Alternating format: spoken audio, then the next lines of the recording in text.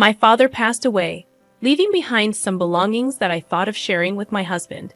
However, the response I received from him left me in disbelief. Despite being married, my husband declared that the money I inherited from my father wasn't mine but his. I'm a 32-year-old female, and my relationship with Benjamin began during my third year of college. My first boyfriend, Charles, was financially irresponsible, spending recklessly on alcohol even though he still received an allowance from his parents. After enduring 6 months of frustration with Charles, I ended the relationship. The contrast was stark when I met Benjamin, an accountant with a calculated and intelligent demeanor. Although he did the bare minimum in terms of taking me out and buying gifts during our college days, I appreciated the attention. Benjamin and I started dating right after college, and our relationship progressed quickly. He was good-looking, charismatic, and I considered myself fortunate to have him. Despite his minimal efforts in the early days, I didn't mind as long as I felt valued. Our marriage happened when I was 26, and we were in a long-distance relationship at the time. Benjamin proposed after returning from a visit with his family in Colorado, expressing that he couldn't see himself with anyone else. Excitement overwhelmed me, but my mother, for some inexplicable reason, had never approved of Benjamin. Despite my dad liking him, my mother warned me against marrying him, expressing a bad feeling about the union. Disregarding her concerns, I proceeded with the marriage. Initially, our marriage was fine. I was working as a secretary, but a workplace disagreement led me to quit. Benjamin, who provided for our essentials, supported my decision. However, things took a turn when I asked for money to buy a dress, and he dismissed my request, claiming I had enough clothes. As the frustration grew after repeated rejections, I turned to my parents for advice. While my dad suggested understanding, my mom was visibly upset. She decided to call Benjamin, and that marked the onset of the first serious argument we had at home. Benjamin accused me of being selfish, claiming that I only thought about money. I defended myself, questioning what was wrong with wanting a few things for myself. The heated exchange led us to sleep in separate rooms. Frustrated, I resolved to start working again and began searching for job listings the next day. Unfortunately, I couldn't secure anything decent. The only job that seemed worthwhile was not close by, and despite attending a few interviews, I received no calls. Accepting my fate, I began to feel like a student again as my parents started sending me money. For a while, I managed to be content, pushing away the pain of knowing that my husband wouldn't provide for me. I took care of bills whenever possible, trying to contribute to the household. However, when my dad fell ill, I felt guilty taking money from my parents, so my allowance was halted. This was about 8 months ago. I refrained from asking Benjamin for money, visiting my parents whenever I could. My dad's health deteriorated, and my mom struggled with managing both his care and the bills. I suggested staying over since I was unemployed, but Benjamin objected, fearing it would cause problems in our marriage. In desperation, I found the solution through a friend, Julie. 4 months ago, I lent her some money from my father, and she started a multi-purpose business. Handling the finances, I also received a reasonable portion of the monthly earnings, contributing to my dad's treatment. Whether Benjamin knows about this, I'm uncertain as I didn't inform him. At this point, all I want is for my dad to recover. In an update, I shared the difficulty of overcoming my father's recent death. He passed away over 3 weeks ago, and I was devastated. My mom came to stay with me, and even Benjamin, whom I thought had become emotionless, showed sympathy and care. He comforted my mom, often going above and beyond to get whatever we needed. This sparked a renewed faith in my marriage, suggesting that perhaps Benjamin had reasons for his previous behavior. As unbelievable as it may sound, my mom moved out a week ago. Later on, I accompanied my mom, and my dad's lawyer visited. That's when I learned about the thousands of dollars my dad had kept for me. Apparently, he had set aside the money after hearing my complaints about my husband, wanting to ensure I had a comfortable life. Mom received a substantial share as well. Before leaving my house, my mom advised me to keep this information from Benjamin. It puzzled me because I thought she was starting to like him, but I suppose I'll never truly understand. Considering expanding my business with Julie, I discussed the idea with her when I got home. She was enthusiastic, but suggested waiting a while since the complex was relatively new. Another notable event was my husband asking me out on a date upon returning home. Initially, I thought he was joking, as Benjamin rarely engaged in humor, especially since we got married. It turned out to be a pleasant change, and we enjoyed our dinner. Post-dinner talks centered around how my mom and I were coping. Benjamin inquired about my mom's well-being, and I assured him that my dad had taken care to ensure her comfort before his passing. That's when he found out about the money my dad had left me in his will. While I didn't disclose the amount, I saw no reason to hide the fact that my father had left me an inheritance. I spoke to my mom yesterday and shared details about my date with Benjamin. She was shocked, not surprising given the circumstances. She reasoned that his extra care was due to my dad's passing. However, when I mentioned that Benjamin knew about the money left for me, she expressed suspicion. She insisted that Benjamin was after the money my dad left and accused me of being naive. We ended up in a heated argument, with her claiming that Benjamin loved his money more than me. I defended my husband, attributing her dislike for him to her unfounded suspicions. After the phone call, I was in such a bad mood that even Benjamin noticed. When I told him about the argument, he laughed it off, stating that I would never take the money given to me. Before I could exhale in relief, he dropped a bombshell, saying that everything I had was his since we were married. He gave me a casual kiss on the cheek and fell asleep, leaving me restless and confused. Now, he wants to discuss the money, jokingly offering free advice on how not to spend it all. As my husband left the house, promising to see me in the evening, the dread I felt from the previous night intensified. I began to realize that my mom might have been onto something, and I should have heeded her advice to keep my mouth shut. The notion that his is mine because we're married was nothing but nonsense. While I acknowledge my mistake in sharing everything with Benjamin, it's a blunder I won't repeat. Update number 2. My dad left money behind, and it turns out Benjamin was truly after it. How did everyone else see this but me? Even Julie figured it out when I confided in her 2 weeks ago. Unable to discuss it with my mom due to strained relations, I didn't want to admit she was right about Benjamin. It wasn't an ego thing. I just didn't want to hear her suggest divorce again. Julie, a single mother, sympathized but had no clear advice. Eventually, I mustered the courage to discuss my fears with Benjamin, hoping for understanding.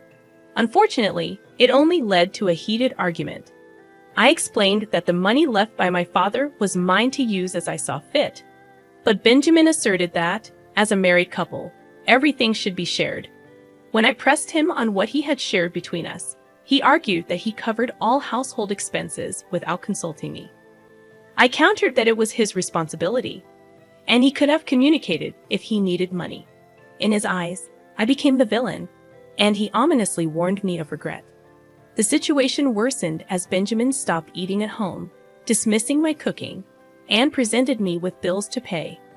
When I resisted, he threatened not to take responsibility for the consequences. I refused to sleep with him, and 3 days ago, our power was cut off. Benjamin was absent, leaving me bewildered. Desperate, I called him, offering to contribute to the bills. He returned the next morning, and I handed him the money, having stayed with my mom. I confided in Julie, shocked at Benjamin's pettiness. Julie advised me to give him whatever he wanted for the sake of peace in the household. There was a clause, though, leaving me wondering if she subtly suggested filing for divorce. Yesterday, when I asked Benjamin for money for groceries, he refused, claiming I had the means to go to the supermarket. Another fight ensued on the spot. I confronted Benjamin, telling him he was being unreasonable and petty. In response, he accused me of selfishness, claiming I couldn't see what he had done for me all this time. After a moment of silence, I devised a plan. I informed Benjamin that I would act irresponsibly and selfishly, as he alleged I was, until he ceased his behavior. The next morning, Benjamin questioned why I hadn't ironed his work shirts. I replied that they weren't mine, and he had hands to do it himself. He laughed, called me wicked, and decided to go to the laundromat. My heart broke as he left the house.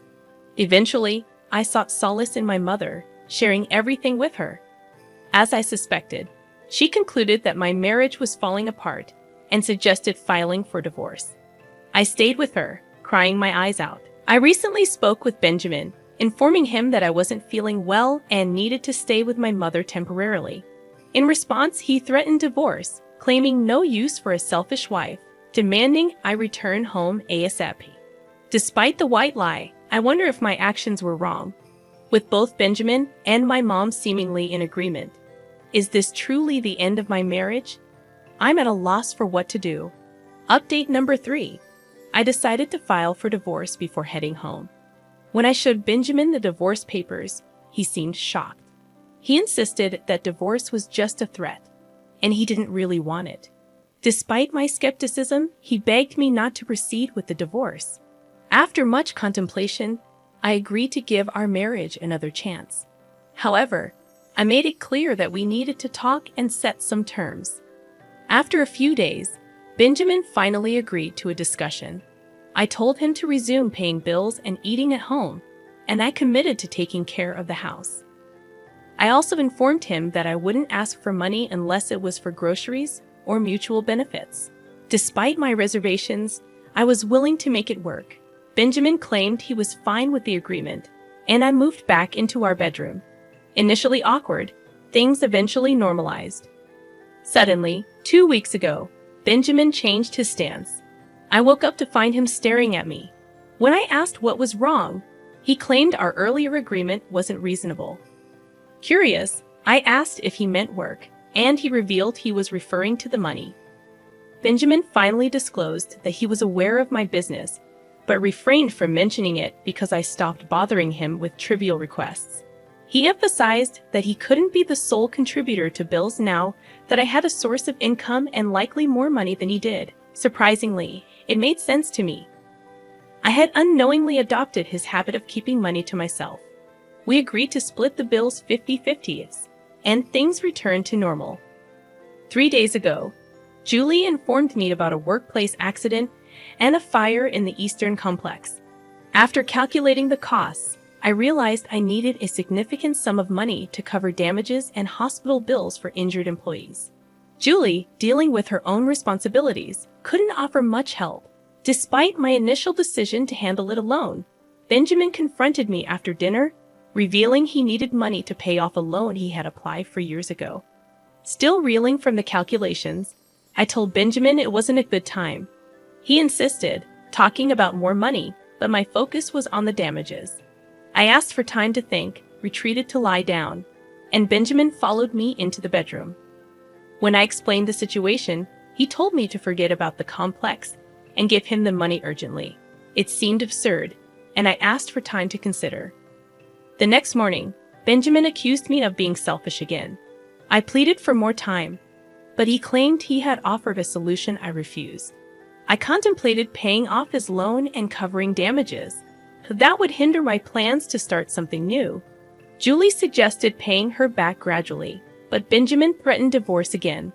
He disclosed taking out a loan to help his brother and revealed his own debt, stemming from funds borrowed to buy our current house.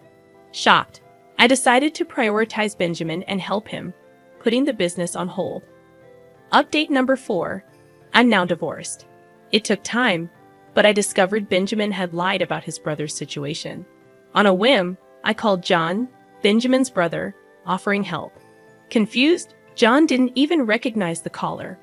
It turned out that Benjamin had deceived me. When I inquired about the real situation, Benjamin confessed that he had lost his job early in the year and was relying on a loan that was almost depleted. With almost no income, he needed to repay the loan in a few months. It was disheartening to witness Benjamin speak, and for the first time, I saw a defeated look on his face. When I questioned why he hadn't trusted me enough to share the truth, he claimed it wasn't necessary for me to know the details. Concerned about our financial situation, I suggested downsizing to a smaller home, but Benjamin reacted angrily. He questioned why I found it difficult to give him money to cover his debt when he had taken care of me for so many years. I found his statement amusing because even in the early stages of our marriage, I had taken care of myself.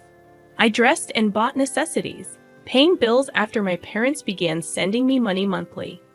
Now, with a substantial sum to my name, I continued paying bills and looking after myself. I recounted all these financial moves to him, excluding details about the business. When Benjamin threatened divorce, I welcomed it, tired of the secrets, lies, and the pain of being in a marriage devoid of love. I packed my belongings and left the house, seeking refuge with my mother. I informed Julie that I would be taking a break for some time, and she understood. Benjamin offered no apology this time, making my decision to divorce him easier. The divorce was finalized 3 weeks ago. I am now focusing on self-care and ensuring the success of the business. While I don't know how Benjamin is faring, I do know he no longer lives in our former home, and I haven't seen or heard from him. It seems like the end of my relationship with my husband. It will take time, but I'm making an effort to leave the past behind. As we conclude this story, we learn that the narrator has reached a breaking point with Benjamin, deciding to cut ties and prioritize her own well-being. The audience is encouraged to share their thoughts on the story and any similar experiences in the comments section. The narrator's journey involves moving on from a toxic relationship and focusing on personal and professional growth.